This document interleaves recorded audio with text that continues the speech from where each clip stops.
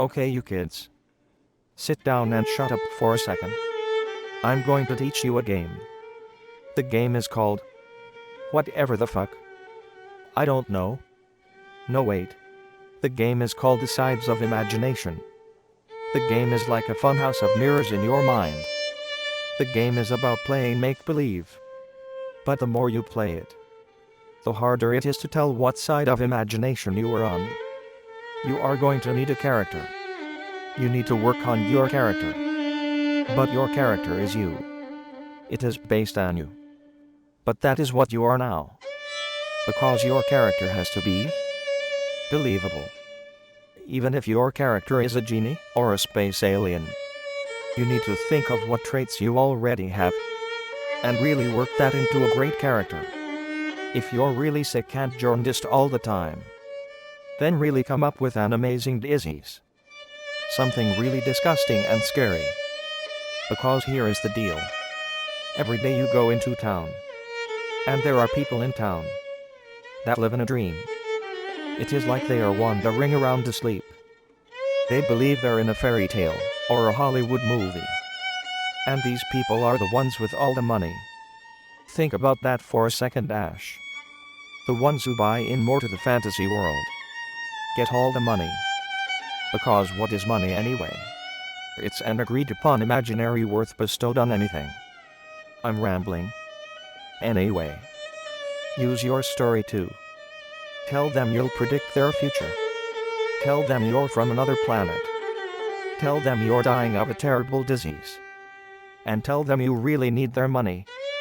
Money is the lifeblood of a fantasy life we're living for real. You can get a lot of money. Every now and then you'll get someone who will give you hundreds of dollars. Easily. More even. There's no limit to what you can get. People will put you in charge of their business. Fly you around the world. You can meet the president. But it all depends on your imagination. And where your character needs to go. And how good you do the character. So I mean every day you have to go out and be the character. So in the end, you are the character. The person you are now is just a vessel. An empty body with no character. You are now old enough to give your body a character. With your imagination. And if you're not exercising your character, you lose it. And the rewards won't be as great. Exercise your character every day. And the returns will be greater. Plus you're just little kids. So even if they don't hand you their money, you can still just reach right in their pocket and take their money. Reach in their backpack, get some traveler's checks. Even if they catch you, they won't really understand what's going on. It doesn't fit in with their fantasy world. So they won't even do anything. They'll pretend like they don't notice.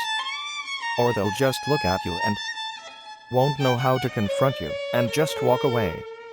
It's harder to get away with that as you get older. But while you're young and still developing your character, you might as well just go for it. But there's the rub. That's why we live in these little tenement huts and tents.